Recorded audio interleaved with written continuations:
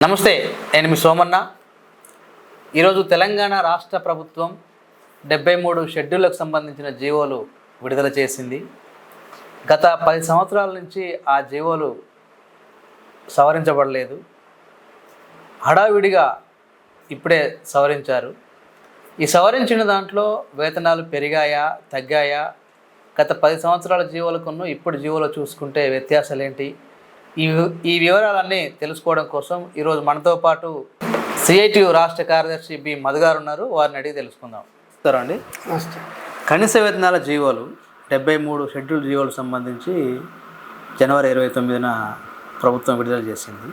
అసలు హడావిడిగా అన్ని జీవోలు ఒకేసారి ఎందుకు విడుదల చేసింది? ఎప్పుడైనా జీవోలు విడుదల కావాలంటే లేబర్ డిపార్ట్మెంటు, కనీస వేతనాల సలహా మండలి చర్చించి ఆ డ్రాఫ్ట్ విడుదల చేసేది. కానీ ఈసారి మాత్రం ఒకేసారి హుటాహుటిన సాయంత్రానికల్లా అన్ని జీవోలు ఒకేసారి ఎందుకు రిలీజ్ చేసింది? మీరు చెప్పింది నిజం. తెలంగాణ రాష్ట్ర ప్రభుత్వం జనవరి 29న మధ్యాహ్నం నుంచి మొదలుకొని సాయంత్రం 5:30 లోపు మొత్తం 73 రకాల కనీస వేతనాలకు సంబంధించినటువంటి డ్రాఫ్ట్ జీవోలను విడుదల చేసింది. దాంట్లో 60 రోజుల్లోపు మేనేజ్మెంట్స్ కానీ, యూనియన్స్ కానీ, వర్కర్స్ కానీ అబ్జెక్షన్స్ మొత్తం కాల్ఫర్ చేశారు. 60 రోజుల తర్వాత ఈ అబ్జెక్షన్స్ మొత్తం తీసుకొని మళ్ళీ ఫైనల్ జీవోలను ఇచ్చేటువంటి అవకాశం ఉంది. ఎందుకు రాష్ట్ర ప్రభుత్వం ఇంత హడావిడిగా జీవోలను విడుదల చేయాల్సిన పరిస్థితిలోకి వచ్చింది? ఒకటి, ఉమ్మడి ఆంధ్రప్రదేశ్లో ఉన్నప్పుడే 2007లో కనీస వేతనాలకు జీవోలు కొన్ని, 9లో కొన్ని, 10లో కొన్ని, ఈ మొత్తం 73 జీవోలు కూడా 2007 నుంచి 10 దాకా వచ్చింది. ఆ తర్వాత రాలేదు. 5 సంవత్సరాలకు ఒకసారి కనీస వేతనాల జీవోలు జరగాల. అంటే 2007లో వచ్చిన జీవోలు 2012లో జరగాల, 10లో వచ్చినాయి, 15లో జరగాల్సిన అవసరం ఉంది. కానీ ఆ రోజు నుంచి ఈ రోజు వరకు కనీస వేతన జీవోల సవరణ జరగలేదు. అంటే సుమారుగా 2007లో వచ్చిన జీవోలు అంటే అదొక 3 సంవత్సరాలు, ఈ యొక్క 5 సంవత్సరాలు, సుమారు 10-12 సంవత్సరాలుగా కనీస వేతన జీవోలను అసలు సవరించలేదు. ఉమ్మడిగా ఉన్నటువంటి రాష్ట్ర ప్రభుత్వం సవరించలేదు. తెలంగాణ వచ్చిన తర్వాత కూడా జీవోల సవరణ జరగలేదు. దాని మీద కార్మికులు మొత్తం పెద్ద ఎత్తున ఆందోళనలు చేస్తున్న నేపథ్యం ఉంది. ఈ నేపథ్యంలోనే తెలంగాణ రాష్ట్ర ప్రభుత్వం వచ్చిన తర్వాత కనీస వేతన సలహా మండలి బోర్డుని ఏర్పాటు చేశారు 2 సార్లు. ఆ బోర్డులో చర్చించారు. చర్చించిన అనంతరం ఒక 5 జీవోలని ఆ రోజునటువంటి తెలంగాణ రాష్ట్ర ప్రభుత్వం 2021 జూన్లో 5 జీవోలని ఫైనల్ నోటిఫికేషన్ ఇచ్చింది. కానీ వాటిని గెజిట్ చేయలేదు. వాటిని గెజిట్ చేయాలని కార్మిక వర్గం అంతా ఆందోళన జరుగుతుంది. మరోపక్క వీటి మీద హైకోర్టులో కూడా కేసు నడుస్తుంది. 2023 సెప్టెంబర్ 9న 5 జీవోలని 4 వారాల్లో గెజిట్ చేయాలని చెప్పేసి హైకోర్టు ఆర్డర్ కూడా ఇచ్చింది. రాష్ట్ర ప్రభుత్వానికి అల్టిమేట్ ఇచ్చింది. 2 సార్లు కూడా అల్టిమేట్ ముందు ఆర్డర్ ఇచ్చింది, అది అమలు చేయలేదు. మళ్ళీ కొత్తగా కాంగ్రెస్ ప్రభుత్వం వచ్చిన తర్వాత ఆర్డర్ని అమలు చేయని అంశం మీద కంటెంప్ట్ ఆఫ్ కోర్టు నడుస్తుంది ఇప్పుడు హైకోర్టులో కేసు. మళ్ళీ జనవరిలో కూడా ప్రభుత్వం, ఈ కొత్త ప్రభుత్వానికి కూడా high court ultimate contempt of court కింద, కోర్టు ధిక్కారణ కింద నోటీస్ ఇచ్చి వీటిని గెజిట్ చేయాలని చెప్పింది. అంటే ఇప్పుడు వాస్తవానికి హైకోర్టు ఆర్డర్ ప్రకారం ఈ 5 జీవోలని గెజిట్ చేయాలి. కానీ 5 జీవోలను గెజిట్ చేయాల్సినటువంటి రాష్ట్ర ప్రభుత్వం వాటిని గెజిట్ చేయకుండా ఈ 5టిని కూడా కలిపి మొత్తం 73 జీవోలకి ప్రాథమిక నోటిఫికేషన్ని ఇప్పుడు ఇష్యూ చేసింది. కలిపి అంటే వాటిని రద్దు చేశారా? అంతకుముందు జీవోల్ని వాటిని రద్దు చేసినట్టు ఎక్కడ లేదు. లేబర్ డిపార్ట్మెంట్ వెబ్సైట్లో అవి పాత జీవోలు ఏవైతే 5 ఉన్నాయో, 21, 22, 23, 24, 25, అది private transport, roads and building, construction maintenance, stone crushing, ఇవన్నీ ఉన్నాయి. సెక్యూరిటీ సర్వీస్ అవి అట్లే ఉన్నాయి. ఇవి కూడా మళ్ళీ వాటికి కూడా మళ్ళీ ప్రాథమిక నోటిఫికేషన్స్ని రాష్ట్ర ప్రభుత్వం ఇచ్చింది. ఒక రకంగా హైకోర్టులో వీటిని గెజిట్ చేయాల్సినటువంటి స్థితి నుంచి తప్పించుకోవడం కోసం అన్నిటికీ కలిపి హడావుడిగా 73కి ప్రాథమిక నోటిఫికేషన్ని రాష్ట్ర ప్రభుత్వం విడుదల చేసింది. అంటే గెజిట్ 5 జీవోలు గత రాష్ట్ర ప్రభుత్వం 5 జీవోలు గెజిట్ చేయలేదు. ఈ రాష్ట్ర ప్రభుత్వం కూడా వాటిని గెజిట్ చేయకుండా తప్పించుకోవడం కోసం మళ్ళీ ఒక నాటకం, కొత్త నాటకాన్ని ప్రైమరీ నోటిఫికేషన్స్ పేరుతోటి రాష్ట్ర ప్రభుత్వం తెరదీసింది. ఇప్పుడు ఈ విడుదల చేసిన జీవోలో మినిమం వేజ్ ఎంత ఉంది, మ్యాక్సిమం వేజ్ ఎంత ఉంది, దానికి డిఏ ఎంత క్యాలిక్యులేట్ చేశారు? ఒకటి 2021లో వచ్చిన 5 జీవోలు ఏవవుతున్నాయో 5 జీవోలు ఉన్న దాంట్లో కార్మికులకు మేలు చేసే విధంగా ఉన్నాయి. ఈ 5 జీవోలు ఆ రోజు ఇచ్చినటువంటి జీవోల్లో కూడా బేసిక్ మినిమం అన్స్కిల్డ్ వర్కర్ యొక్క వేజ్ 18,019 రూపాయలు పెట్టారు. ఓకే. హైయెస్ట్ వచ్చేసరికి హైలీ స్కిల్డ్లో 4 కేటగిరీలు పెట్టారు. హైయెస్ట్ కేటగిరీకి వచ్చేసి సుమారు 30,000 పైచిలకు, 36,000 పైచిలకు ఉంది. అంటే మినిమం 18,019 రూపాయల నుంచి 35,000, 35,000 రూపాయల వరకు వేజెస్ జీవో నెంబరు 21, 22, 23, 24లో పెట్టారు. ఓకే. కానీ ఇప్పుడు ఇచ్చినటువంటి జీవోను కనుక మనం పరిశీలిస్తే, ఉదాహరణకి construction maintenance of roads and building GO number 22 ఆ రోజు 2021లో రాష్ట్ర ప్రభుత్వం ఇచ్చింది, ఫైనల్ నోటిఫికేషన్ ఇచ్చింది, గెజెట్ కాకుండా ఆగుంది, దానికోసం నడుస్తుంది. ఇప్పుడు అదే construction maintenance of roads and బిల్డింగ్కి జీవో నెంబర్ 94 పేరుతోటి ప్రాథమిక నోటిఫికేషన్ ఇచ్చింది. ఇందులో ఎంత పెట్టారు? దీంట్లో కనీస వేతనం 11,325 రూపాయలు, 18,000 నుంచి 11,000కు వచ్చింది. జీవో నెంబర్ 22లో అంటే ఆ రోజు ఇచ్చిన మొత్తం 5 జీవోలో కూడా బేసిక్ వేజ్ 18,019 రూపాయలు పెట్టారు, డిఏ పెట్టారు. ఆ డిఏతో కలిపితే అంటే ఆ రోజు వేతనం 15,000 చిల్లర పాయింట్ల దగ్గర బేసిక్ పెట్టారు. ఇప్పుడు 17,768 పాయింట్ల దగ్గర బేసిక్ వేతనం పెట్టారు. అంటే డిఏతో కలుపుకుంటే యాజ్ ఆన్ డేట్ ఇవాళ కొత్త నోటిఫికేషన్లో ఏదైతే 1768 పాయింట్లు పెట్టారో ఈ పాయింట్ల దగ్గర వేతనం కనుక చూసుకుంటే ఆ రోజు ఇచ్చిన జీవోల ప్రకారం 21,223 రూపాయలు అన్స్కిల్డ్ వర్కర్కి వేతనం ఉండాలి. ఓకే. 5 జీవోల్లో ఉన్నటువంటి దాని ప్రకారం. కానీ ఇవాళ కొత్తగా వచ్చిన జీవోల్లో ఏం పెట్టారు? రోడ్స్ అండ్ బిల్డింగ్లో 11,325 రూపాయలు, అంటే సుమారుగా 9,895 రూపాయల వేతనాన్ని తగ్గించారు. ఓకే, కోతలు పెట్టేశారు. అంటే పాత 2021లో వచ్చిన జీవోలతో పోల్చుకుంటే ఇప్పుడు వచ్చిన జీవోల్లో సుమారు 10,000 వేతనం తగ్గించి జీవో ఇచ్చారు. ఇది జరిగినటువంటి పెద్ద నష్టం. రెండవది, జనరల్గా కనీస వేతన జీవోలు అనగానే, కొత్త జీవోలు అనగానే ఉన్న జీవోల మీద వేతనం పెరుగుతుందని వర్కర్లు ఆశపడతారు. ఎవరైనా కొత్త జీతం వస్తుందంటే కొత్త జీతం పెంచడం కోసం జీవో ఇస్తాం మనం. కానీ ఇప్పుడు వచ్చిన దాంట్లో ఏం జరిగింది? అసలు పాత జీవోల మీద ₹1 కూడా వేతనం పెంచలేదు. ఓకే. ఏది 2010 నుంచి పోల్చుకున్నప్పుడు ఇప్పుడు వస్తున్న వేతనం మీద, ఉదాహరణకి construction maintenance of roads and building GO తీసుకున్నాం. ఇప్పుడు రాష్ట్ర ప్రభుత్వంలో అది జీవో నెంబర్ 85 ప్రకారం వేతనం వస్తుంది. అది 2007లో వచ్చింది. దాని ప్రకారం ఇవాళ రోడ్స్ అండ్ బిల్డింగ్లో రాష్ట్ర ప్రభుత్వంలో ఉన్నటువంటి కాంట్రాక్ట్ వర్కర్ తీసుకుంటున్నటువంటి వేతనం 11,325 రూపాయలు. అంటే బేసిక్ ప్లస్ డిఏ 2 కలిపితే 11,325 రూపాయల వేతనం ఇవాళ వర్కర్ తీసుకుంటాడు. కొత్తగా వచ్చినటువంటి డ్రాఫ్ట్లో కూడా 11,325 రూపాయలనే పెట్టారు. అంతే యాజ్ ఇట్ ఈజ్ ఉంది. ₹1 అంటే ₹1 కూడా వేతనం. అంటే కేవలం జీవోల మీద డేట్లు మార్చినట్టే అనుకోవచ్చా? అంతే, జీవోల డేట్లు మార్చారు, కాకపోతే బేసిక్ డిఏని కలిపారు. ఇప్పుడు బేసిక్ డిఏ 2 కలిపి 11,325 రూపాయలు వస్తే ఇప్పుడు బేసిక్ డిఏని కలిపి బేసిక్లో పెట్టారు. అంతే, రెండింటి కలిపారు. కలిపి ఈ రోజు నుంచి మన నెక్స్ట్ బేసిక్ డిఏ యాడ్ అవుతుంది. అంటే వేతనం ₹1 కూడా వేతనం పెరగలేదు.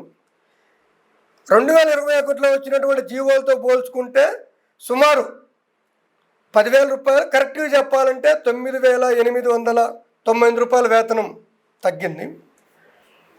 రెండో నష్టం, డిఏ పాయింట్ రేట్లో ఓకే. 2021లో వచ్చినటువంటి జీవోలలో 5 జీవోల్లో కూడా ప్రతి డిఏ పాయింట్ రేటు 12 రూపాయలు పెట్టారు అన్స్కిల్డ్ వర్కర్కి. 12 రూపాయలు. 12 నుంచి హైలీ స్కిల్డ్ 4 కేటగిరీకి వచ్చేసరికి 26 రూపాయలు డిఏ రేట్ ఉంది. ఓకే. Per point. ఇప్పుడు వచ్చేసరికి డిఏ పాయింట్ రేటు కేవలం ₹6.40 పెట్టారు. ₹6.82 డిఏ రేటు పెట్టారు. అంతకుముందు ఏదైతే ఉందో డిఏ రేటు ₹6.40 అంతకుముందు డిఏ రేటు ఉంది. డిఏ రేటు పాతది ₹6.40 ఉంది, ఇప్పుడు 41 పైసలు ఉంది. అంటే 1 పైసా పెరిగింది. డిఏ రేటు 1 పైసా పెరిగింది. రూపాయి కూడా కాదు అసలు. రూపాయి 1 పైసా పెరిగింది. మనం ఏదైతే 2021లో వచ్చిన జీవోలు 5 జీవోలు ఏవైతే వాళ్ళ గెజిట్ కోసం కార్మిక వర్గం కొట్లాడుతుందో హైకోర్టు ఆర్డర్ ఉందో అది 12 రూపాయలు ఉంది డిఏ రేటు. అంటే సుమారుగా సగానికి సగం తగ్గించారు. మీకు ఉదాహరణ చెప్తే 2021లో జీవో వచ్చినప్పుడు బేసిక్ వేతనం ₹18,019 పెట్టారు. ఇప్పుడు అది వచ్చేసి ₹12 డిఏతో పోల్చుకున్నప్పుడు 2021 జూన్ నుంచి ఇప్పుడు 2022 అక్టోబర్ వరకు 23 అక్టోబర్ వరకు ₹3,204 డిఏ పెరిగింది. అది కలిస్తేనే మనం 22,000 చిల్లర జీతం, 21,000 చిల్లర జీతం చెప్తున్నాం. అదే డిఏ రేటు కనుక ₹6.41 ఉంటే ఈ 3,000 పెరగదు, కేవలం 1,500 మాత్రమే పెరుగుద్ది.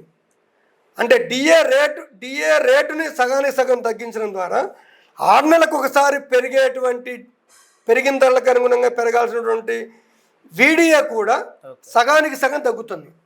అంటే బేసిక్ వేతనంలో పెంచకుండా మోసం చేశారు, ఉన్న వేతనం పెట్టారు. పాత 21-22 జీవోలో ఉన్నటువంటి వేతనాన్ని సగానికి సగం తగ్గించేశారు, ₹10,000 తగ్గించారు. డిఏ రేటులో కూడా మోసం జరిగింది. ఇది ఒక రకమైనటువంటి అన్యాయం. మూడవ అన్యాయం, కేటగిరీలో కూడా 2021లో వచ్చినటువంటి జీవోలలో unskilled, semi skilled, highly skilled 1, 2, 3, 4, 5 పెట్టారు. కానీ ఇప్పుడు వచ్చిన జీవోలో కేవలం అన్స్కిల్డ్, సెమీ స్కిల్డ్ మాత్రం పెట్టారు. కొన్ని కేటగిరీలో హైలీ స్కిల్డ్ పెట్టారు. ఓకే. కానీ పాత 2021లో వచ్చిన జీవోలలో మాత్రం మొత్తం కేటగిరీలు 7 కేటగిరీలు పెట్టారు. దాంట్లో సుమారు 170 పైచిలకు రంగాలను మొత్తం చేస్తున్న పనులను మొత్తం కవర్ చేశారు. అంటే కేటగిరీలో కూడా మోసం జరిగింది. కేటగిరీ కూడా ఉదాహరణ చెప్తాను. ఇప్పుడు ప్రైవేట్ సెక్యూరిటీ సర్వీసెస్ జీవో ఉంది, జీవో నెంబరు 21. ఇప్పుడు కొత్తగా 2021లో వచ్చినటువంటి దాంట్లో ప్రైవేట్ సెక్యూరిటీ గార్డు స్కిల్డ్ కేటగిరీలో ఉన్నాడు. కానీ ఇప్పుడు వచ్చినటువంటి దీంట్లో అన్స్కిల్డ్ కేటగిరీలో ఉన్నాడు. ఇప్పుడు వస్తున్న జీవో ప్రకారం ₹11,951 కొత్త జీవోలో ఉంది, డ్రాఫ్ట్ జీవోలో ఉంది. కానీ దాంట్లో ఉన్నటువంటి జీవో ప్రకారం సుమారు 28,000 ఉంది. రాష్ట్రంలో ఎక్కువ మంది సెక్యూరిటీ గార్డ్స్ ఇవాళ లక్షలాది మంది సెక్యూరిటీ గార్డులు పనిచేస్తున్నారు. ఏదైతే 2021లో వచ్చిన జీవో ఏదైతే ఉందో జీవో నెంబర్ 21 ప్రకారం ఒక సెక్యూరిటీ గార్డుకి ₹28,780 జీతం రావాలి. అది వస్తే 21 కనుక గెజిట్ చేస్తుంటే. కానీ దాన్ని పక్కన పెట్టి ఇప్పుడు ఏదైతే జీవో నెంబరు 81ని కొత్తగా డ్రాఫ్ట్ ప్రపోజల్ పెట్టారో దాని ప్రకారం చూస్తే కేవలం ₹11,952 మాత్రమే ఉంది. 28,000 ఎక్కడ, 11,000 ఎక్కడ? అంటే సుమారు ₹17,000 జీతం తగ్గింది. అంటే కేటగిరీలో జరిగిన మోసం. దీంట్లో కూడా గత జీవోలనేమో స్కిల్, అన్స్కిల్డ్ పెట్టారు, సెమీ స్కిల్. దీంట్లో జోన్ 1, జోన్ 2, జోన్ 3 పెట్టడం వల్ల కూడా ఒక్కొక్క జోన్లో కూడా ఒక్కొక్క రేట్ ఉంది కదా. మళ్ళీ ఒక్కొక్క జోన్లో ఒక్కొక్కటి కూడా ఉంది. అది కూడా అంటే నేను చెప్తుంది మినిమము జోన్ 3 తీసుకుంటున్నా. అంటే రూరల్ ప్రాంతాలు అతి తక్కువ వేతనం మనం పరిగణలోకి తీసుకుంటున్నాం. ఇప్పుడు జోన్ 3లో ఉన్నటువంటి ఒక worker private security guard GO number 21 ప్రకారం 28,000 జీతం తీసుకుంటాడు. కానీ కొత్తగా పెట్టిన ప్రపోజల్ ప్రకారం ₹11,952, అంటే 17. కేటగిరైజేషన్లో కూడా మోసం జరిగింది. అంటే పాత జీవోలతో పోల్చుకున్నప్పుడు బేసిక్లో అన్యాయం జరిగింది, డిఏ పాయింట్ రేట్లో అన్యాయం జరిగింది, కేటగిరీలో కూడా అన్యాయం జరిగింది. అందుకని ఇప్పుడు ఇచ్చినటువంటి డ్రాఫ్ట్ ప్రపోజల్స్ అన్నీ చట్టవిరుద్ధంగా వచ్చినాయి. అసలు పాత ఉన్నటువంటి ప్రైమరీ నోటిఫికేషన్స్ అన్నీ చట్టవిరుద్ధంగా అంటే అసలు ఎట్లా లెక్కించాలి ఈ కనీస వేతనాన్ని లేదా డిఏను ఎట్లా లెక్కిస్తే వస్తుంది? దీంట్లో 2 పాయింట్లు ఉన్నాయి. ఒకటేమో గతంలో ఇచ్చిన 5 జీవోలు 21, 22, 23, 24, 25 జీవోలు కూడా దానికి ప్రాథమిక నోటిఫికేషన్ ఇచ్చారు. 2012లో ఇచ్చారు, 2017లో ప్రాథమిక నోటిఫికేషన్ ఇచ్చారు. అభ్యంతరాలు తీసుకున్నారు, మినివేస్ అడ్వైజరీ బోర్డులో చర్చించారు, చేశారు, ఆ తీర్మానాలు పైకి పంపించారు. దీన్ని బేస్ చేసుకొని ఫైనల్ నోటిఫికేషన్లు వచ్చినాయి 2021లో. అంటే సుమారు ఒక 2017 నుంచి 21 దాకా 3.5-4 సంవత్సరాల పాటు చర్చించి అభిప్రాయాలు తీసుకొని బోర్డులో తీర్మానాలు చేసి అన్నీ జరిగిన తర్వాత వచ్చిన జీవోల్ని గెజిట్ చేసి అమలు చేయాల్సింది పోయి అసలు మళ్ళీ వీటికి ఎట్లా మళ్ళీ ప్రాథమిక నోటిఫికేషన్ ఇస్తారు? ఇది అసలు ఇల్లీగల్ ప్రాసెస్, చట్టవిరుద్ధం ఇది. ఒకసారి ఫైనల్ నోటిఫికేషన్ ఇచ్చిన తర్వాత మళ్ళీ మీరు దాని మీద ప్రాథమిక నోటిఫికేషన్ ఆ రంగంలో ఇవ్వడం అనేది కూడా చట్టవిరుద్ధం. ఒకటి. రెండోది, అసలు కనీస వేతనం ఎట్లా నిర్ణయించాలి? దీనికి అనేక రకంగా శాస్త్రీయత ఉంది. 1948లో కనీస వేతన చట్టం వచ్చింది. కనీస వేతనం నిర్ణయించడానికి దానికి ఒక పద్ధతి ఉంది, దానికి ఒక శాస్త్రీయత ఉంది. అంటే కనీస వేతనాల కోసం 1948లో కనీస వేతన చట్టం వచ్చింది. దీని తర్వాత 1957లో ఇండియన్ లేబర్ కాన్ఫరెన్స్, ఇది త్రైపాక్షిక బాడీ. దీంట్లో కేంద్ర ప్రభుత్వం ఉంటుంది, యాజమాన్య ప్రతినిధులు ఉంటారు, కార్మిక సంఘాల ప్రతినిధులు ఉంటాయి. ఇండియన్ లేబర్ కాన్ఫరెన్స్ 15వ ILO తీర్మానంలో, ILC తీర్మానంలో కనీస వేతనం ఎట్లా నిర్ణయించాలో దాన్ని కొన్ని అడాప్ట్ చేశారు. దాంట్లో ప్రధానంగా ఒక 5 ఉన్నాయి. ఏమిటి 5? ఒకటి, అసలు కనీస వేతనం కార్మికుడు బతికుండాలి, ఇవాళ పని చేయాలి, మళ్ళీ రేపు పనికి పోవాలంటే బతికుండాలి, కుటుంబం ఉండాల్సిన అవసరం ఉంది. ఈ నేపథ్యంలో అసలు కార్మికుడు కనీసం ఎంత శక్తి కావాలి, పనిచేయడానికి ఎంత శక్తి కావాలి? డాక్టర్ ఆక్ట్రాయిడ్ అనే అతను ఒక ఫార్ములాని ఇచ్చాడు. ఒక మనిషి మినిమం బతికుండాలంటే మళ్ళీ పని చేయాలంటే తక్కువలో తక్కువ 2700 కిలో క్యాలరీల శక్తి కావాలి పర్ డే. ఇది ఈ శక్తి కావాలంటే కుటుంబానికి ఏమేమి కావాలి, ఏమేమి తినాలి, ఇదొక ప్రిన్సిపల్. కుటుంబం అనేసరికి కుటుంబాన్ని 3 యూనిట్లుగా తీసుకున్నారు. భార్య, భర్త, 2 పిల్లలు. ఈ 3 యూనిట్లు, ఒక్కొక్క యూనిట్కి 27 కిలో క్యాలరీల శక్తి. దానికి ఎంత ఖర్చు అవుతుంది అనేది ఒకటి. అంటే 3 యూనిట్లకు అయ్యే ఖర్చు ఒకటి. 2, మనిషి తిండితో పాటు బట్ట కావాలి.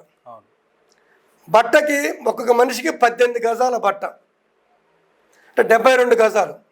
ఇక్కడ బట్టకు వచ్చేసరికి 4 పరిగణలోకి పిల్లలు తిండి విషయంలో తక్కువ తిన్నా బట్ట విషయంలో దాదాపు తేడా ఏమీ ఉండదు. అందుకని బట్టకాడికి వచ్చేసరికి 4 యూనిట్లు తీసుకున్నారు. ఇది రెండవది. మూడవది, ఇంటి కిరాయి. తిండితో పాటు ఇంటి కిరాయి అవసరం ఉంటుంది. ఒక పారిశ్రామిక ప్రాంతంలో ప్రభుత్వం ఎంత నిర్ణయిస్తుందో ఇంటి కిరాయి, ఇంటి అద్దెని పరిగణలోకి తీసుకోవాలి. ఇప్పుడు 10% ఇంటి అద్దెని పరిగణలోకి తీసుకున్నారు. దీంతోపాటు ఇంధన అవసరాలు, సామాజిక అవసరాలు కావచ్చు, ఇంధన అవసరాలు. అంతకుముందు అయితే గతంలో అయితే కిరోసిన్ ఈ అవసరం ఉండే, కిరోసిన్ కట్ల అవసరం ఉండేది. ఇప్పుడు వచ్చేసి గ్యాస్ ఈ అవసరాలు. వీటికి ఒక 20% ఇంధనం కానీ ఇతర అవసరాల కోసం 20% అదనంగా ఉండాలి. 1992లో సుప్రీంకోర్టు మరొక జడ్జిమెంట్ కూడా ఇచ్చింది. ఇదే కాదు, పిల్లలకు విద్య ఇతర అవసరాలు కూడా వస్తున్నాయి, చదువులు ఖరీదు పెరిగిపోయినాయి. అందుకని దానికోసం ఒక 25% అదనంగా ఉండాలా. అంటే మనిషి జీవించడానికి 2700 కిలో క్యాలరీల శక్తి. వాటికి ఏం కావాలో ఒకటి కుటుంబానికి, 2 ఇంటి అద్దె, మూడవది ఇంధన అవసరాలు, 20%, నాలుగవది పిల్లల విద్య, వీటి కోసం 25%. వీటి మొత్తాన్ని పరిగణలోకి తీసుకొని కనీస వేతనం నిర్ణయించాలి. ఓకే. ఇదే అంశాన్ని తిరిగి 2013లో జరిగినటువంటి 46వ ఇండియన్ లేబర్ కాన్ఫరెన్స్, 2015లో జరిగినటువంటి 47వ లేబర్ కాన్ఫరెన్స్ కూడా గతంలో 15వ లేబర్ కాన్ఫరెన్స్లో ఏంటైతే చెప్పారో వాటిని తిరిగి మళ్ళీ పునరుద్ధరిస్తూ బలపరుస్తూ మళ్ళొక తీర్మానం కూడా జరిగింది. ఓకే. సో కనీస వేతనం వీటి బేసిక్గా నిర్ణయించాలి. అడ్వైజరీ బోర్డు వేయాలి, దాంట్లో చర్చించి ఫైనల్ చేయాలి. ఇది దీనికి ఉన్నటువంటి పద్ధతి. మీరు పర్మనెంట్ ఎంప్లాయీస్కి రాష్ట్ర ప్రభుత్వ ఉద్యోగులకు కావచ్చు, కేంద్ర ప్రభుత్వ ఉద్యోగులకు కావచ్చు, కనీస వేతనం నిర్ణయిస్తున్నప్పుడు కూడా వీటినే పునరుద్ధరించింది. ఓకే. 7వ పే కమిషన్ కూడా 19,000 కనీస వేతనాన్ని మినిమం బేసిక్ నిర్ణయించింది. లేదు, రాష్ట్ర ప్రభుత్వం వేసినటువంటి పే రివిజన్ కమిషన్ కూడా, లాస్ట్ టైం వేసినటువంటి పే రివిజన్ కమిషన్ కూడా కనీస వేతనాన్ని 19,000 నిర్ణయించింది. ఓకే. అంటే ఇవన్నీ ఒక శాస్త్రీయత జరగాలి.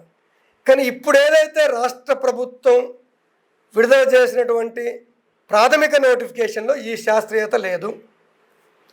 2021లో వచ్చిన జీవోల్లో దీని ప్రకారం 100% లేకపోయినా కొంత మెరుగ్గా వీటిని మొత్తం పరిగణలోకి తీసుకొని డిఏ పాయింట్ రేట్ కానీ, బేసిక్ వేజ్ 18,000 కానీ కొంత మెరుగ్గా ఉంది.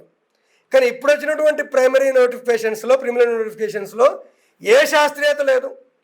పాత బేసిక్ డిఏని కలిపారు, కొత్త జీవోలో పెట్టారు తప్ప ఏ శాస్త్రీయత లేదు. ఇది అన్యాయం, చట్ట విరుద్ధం, అన్యాయం. సుప్రీంకోర్టు గైడ్లైన్స్ కూడా విరుద్ధం ఇది. ఇప్పుడు ప్రభుత్వాలు, గత రాష్ట్ర ప్రభుత్వం చూసుకున్నా, ఇప్పుడు కొత్తగా వచ్చిన కాంగ్రెస్ ప్రభుత్వం చూసుకున్నా, కార్మికులకు కనీస వేతనాలు పెద్ద ఎత్తున పెంచితే రాష్ట్రం అభివృద్ధి కాదు, పెట్టుబడులు రావు అనే ఉద్దేశంతో వాదిస్తున్నాయి.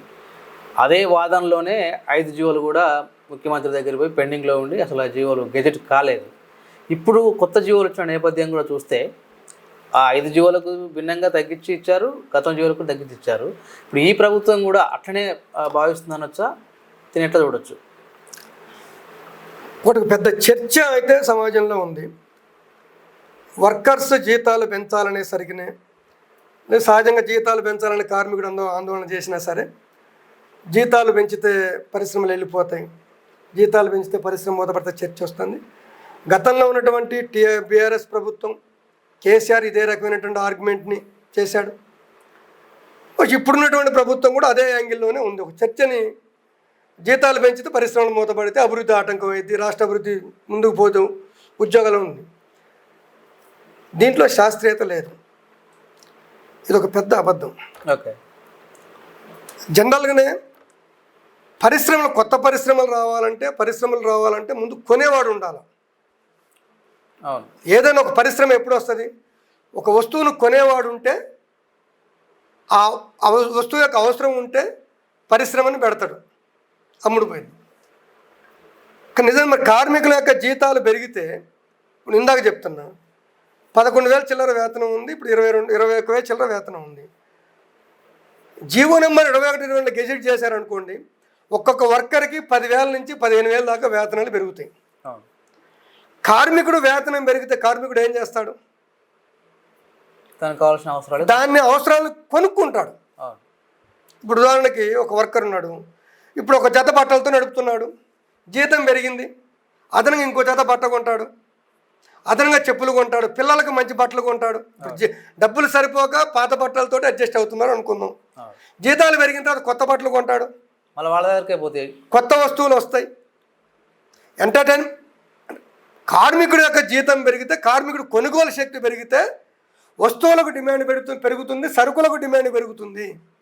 అంటే కార్మికుడి యొక్క కొనుగోలు శక్తి పెరగడం ద్వారా వస్తువులు అవసరమైతే, సరుకులు అవసరమైతే వాటి ఉత్పత్తి పెరగాలి. ఉత్పత్తి పెరగాలంటే కొత్త పరిశ్రమలు రావాలి.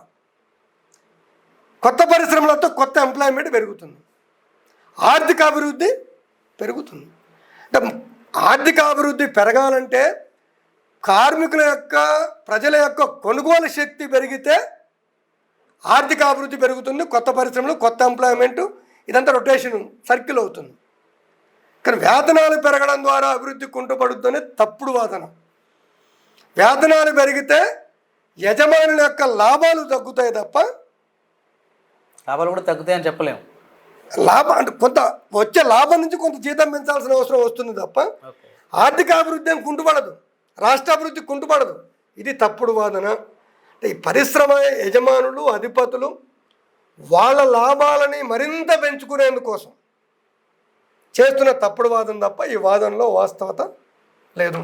ఇవాళ పరిశ్రమలు మూతపడటానికి కారణం కొనుగోలు శక్తి లేకనే కదా, కొనేవాళ్ళు లేకనే మూతపడుతున్నాయి కదా, అమ్మేవాడు లేక కాదు కదా. కొనేవాళ్ళు లేక పరిశ్రమలు మూతపడుతున్నాయి. కొనాలంటే కొనుగోలు శక్తి పెరగాలి, కొనుగోలు శక్తి పెరగాలంటే ప్రజల చేతుల్లో కార్మికుల చేతుల్లోకి ఆదాయాలు రావాలి, ఆదాయాలు రావాలంటే పనిచేసే జీతం పెరగాలి. సింపుల్ లాజిక్ ఇది. ఓకే. ఇప్పుడు ఆ వేతనాలు పెంచడం ద్వారా పరిశ్రమలు మూత పడవ అనేది మీరు చెప్తున్నారు. అంటే దీన్ని ఇప్పుడు టీఆర్ఎస్ ప్రభుత్వానికి కాంగ్రెస్ ప్రభుత్వానికి దీన్ని ఎట్లా బేర్ చేయొచ్చు? ఉదాహరణకి పెంచడం ద్వారా కార్మికుల పెట్టుబడిదారుల లాభాలు పోతాయి, పరిశ్రమ అధిపతుల లాభాలు పోతాయి అనే ఉద్దేశంతో ప్రభుత్వాలు పెంచట్లేదు అనేది తేటతెల్లం అవుతుంది. మరి కాంగ్రెస్కు బీఆర్ఎస్కు ఉన్న వర్గ స్వభావం ఏంటి, ఎట్లా దీన్ని పరిశీలించవచ్చు? అంటే వర్కర్స్ యొక్క కనీస వేతనాల అంశం వచ్చేసరికి ప్రభుత్వాలు ఎన్ని మాటలు చెప్పినా వాళ్ళ విధానంలో తేడా కనిపించట్లేదు. అవును. ఉదాహరణకి 2007 నుంచి పెరగాల్సిన 2007లో వచ్చిన జీవోలు ఇప్పటిదాకా కాలేదు. అంటే 2012లో వేతన సవరణ జరగాల్సిన జీవో 2012లో ఉంది. ఉమ్మడి ఆంధ్రప్రదేశ్ ఉంది, కాంగ్రెస్ ప్రభుత్వం ఉంది ఆ రోజు. తర్వాత బీఆర్ఎస్ ప్రభుత్వం వచ్చింది, అంతకుముందు టీడీపీ ప్రభుత్వం వచ్చింది, కేంద్రంలో బీజేపీ ప్రభుత్వం ఉంది. ఇవాళ తెలంగాణ రాష్ట్రంలో కూడా కొత్తగా కాంగ్రెస్ ప్రభుత్వం వచ్చింది. పాత ఉన్నటువంటి టీఆర్ఎస్ ప్రభుత్వం కూడా కనీస వేతనాలు పెంచడానికి సిద్ధపడలేదు. వచ్చిన 5 జీవోలను కూడా గెజిట్ కాకుండా పారిశ్రామికాధిపతులకు ఒత్తిడికి తలొగ్గి ఆఫ్ చేశారు.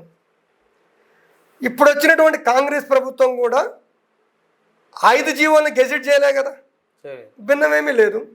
చేయకపోగా వాటిని పక్కన పడేసి మరింత వేతనాలు తగ్గించింది. అంటే కనీస వేతనాల విషయంలో బీఆర్ఎస్ ప్రభుత్వానికి కానీ కాంగ్రెస్ ప్రభుత్వానికి కానీ తేడా, విధానాల విషయంలో తేడా లేదనేది తేడతల్లం అవుతుంది. ఇంకోటి కూడా మీరు చూడండి, టీఆర్ఎస్ ప్రభుత్వం కానీ కాంగ్రెస్ ప్రభుత్వం కానీ లేదా ఏ పార్టీ అయినా, అది ఆంధ్ర చూసుకుని టీడీపీ ప్రభుత్వం అయినా వైఎస్ఆర్ ప్రభుత్వాలైనా ఎన్నికలు ఎప్పుడు రకరకాల హామీలు ఇస్తున్నారు, రకరకాల స్కీములు ఇస్తున్నారు. స్కీమ్ వర్కర్లకు వేతనాలు పెంచుతామను, లేదు బస్సు రాయితీలు ఇస్తామను, ఇంకో రాయితీలు ఇస్తామను, గ్యాస్, ఈ రాయితీలకు సంబంధించిన హామీలు ఇస్తున్నారు తప్ప వర్కర్ యొక్క జీతం పెంచుతాం, కార్మికుల యొక్క కనీస వేతనం పెంచుతాము, తను పనిచేసే దగ్గర జీతం పెరగడం ద్వారా కార్మికుడి యొక్క ఆత్మగౌరవం నిలబడుద్ది, అన్నీ కొనుక్కుంటాడు. కానీ కనీస వేతనాలకు వచ్చేసరికి ఏ ఒక్క పార్టీ కూడా, కమ్యూనిస్టు పార్టీలు మినహా, వాళ్ళ మేనిఫెస్టోల్లో మేము కనీస వేతనం ఇంత నిర్ణయిస్తాం, వేతన జీవులు నిన్న సవరిస్తామని మన బీఆర్ఎస్ పార్టీ మేనిఫెస్టోలో పెట్టారు, కాంగ్రెస్ పార్టీ మేనిఫెస్టోలో పెట్టలేదు. ఈవెన్ అవుట్సోర్సింగ్ ఉద్యోగులకు కూడా ఇంత వేతనం ఇస్తామని వాళ్ళు మేనిఫెస్టోలో పెట్టలేదు, వీళ్ళు మేనిఫెస్టోలో పెట్టలేదు. ఇక్కడికి వచ్చేసరికి కార్మికుల యొక్క వాస్తవానికి షెడ్యూల్ ఎంప్లాయ్మెంట్స్లో కనీస వేతనాలని పెంచడం ద్వారా రాష్ట్ర ప్రభుత్వాల మీద ₹1 కూడా భారం పెరగదు. ఎందుకంటే ఏ ఇండస్ట్రీకి ఆ ఇండస్ట్రీ ఇస్తారు కాబట్టి యజమానులు భారం ఉండదు. ఈ ప్రభుత్వ రంగ సంస్థల్లో ఉన్నటువంటి ఇస్తే ప్రభుత్వ రంగ సంస్థల యజమానులు ఇస్తాయి. ప్రైవేట్ ఇండస్ట్రీస్లో ప్రైవేట్ యజమానులు ఇస్తారు. ఒక పేపర్ ఇండస్ట్రీ, ఐటీసీ ఉంది, ఇంజనీరింగ్ పరిశ్రమ ఉంది, లేదు ఇవాళ ల్యాబ్స్ ఉన్నాయి. మన కరోనా పేరుతో పెద్ద ఎత్తున లాభాలు ఇక్కడికి వచ్చేసరికి వర్కర్ల జీవితాల కంటే కూడా, వాళ్ళ వేతనాల పెరుగుదల కంటే కూడా పారిశ్రామికవేత్తల యొక్క లాభాలకి వాళ్ళకు మేలు చేసేందుకోసమే ఏ ప్రభుత్వం అయినా వాళ్ళకు అనుకూలంగా, టీఆర్ఎస్ కావచ్చు, కాంగ్రెస్ కావచ్చు, బీజేపీ కావచ్చు, వాళ్ళకు అనుకూలంగా వ్యవహరిస్తుంది. వాళ్ళ కేంద్రంలో ఉన్నటువంటి బీజేపీ ప్రభుత్వం కూడా గత 2 సంవత్సరాలుగా కనీస వేతనాలని జీవోల సవరణ చేయలేదు. పారిశ్రామికవేత్తలకు మేలు చేసేందుకోసమే ఈజీ ఆఫ్ డూయింగ్ బిజినెస్ కావచ్చు, ఇంకోటి కావచ్చు, ఈ పేరుతోటి చేస్తున్నాం. చట్టాలు మొత్తం సవరించి కేంద్రంలో ప్రభుత్వం వేజ్ కోడ్లు పట్టుకొచ్చింది. గతంలో టీఆర్ఎస్ ప్రభుత్వం పారిశ్రామికులకు ఎట్లా పర్మిషన్స్ ఇవ్వాలనే పేరుతోటి మీటింగ్ పెట్టారు, అభిప్రాయాలు తీసుకున్నారు తప్ప కార్మిక సంఘాలను ఏనాడు పిలవలేదు, వాళ్ళ అభిప్రాయాలు జీతాలు తీసుకోలేదు. ఇప్పుడున్నటువంటి కాంగ్రెస్ ప్రభుత్వం కూడా పారిశ్రామికవేత్తలతో మీటింగ్ పెడుతుంది, పారిశ్రామిక విధానాన్ని ప్రకటిస్తుంది తప్ప కార్మిక విధానాన్ని మాత్రం ప్రకటించట్లేదు, కార్మిక సంఘాలతోటి సమావేశం నిర్వహించట్లేదు. నేను ఇది చాలా క్లియర్గా తేడతనం అవుతుంది. ఒక్క కమ్యూనిస్టు పార్టీలు, కమ్యూనిస్టు గవర్నమెంట్ దీనికి మినహాయింపు. ఇవాళ కేరళలో ఉన్నటువంటి కమ్యూనిస్టు గవర్నమెంటు కనీస వేతనం 600 ప్రకటించింది.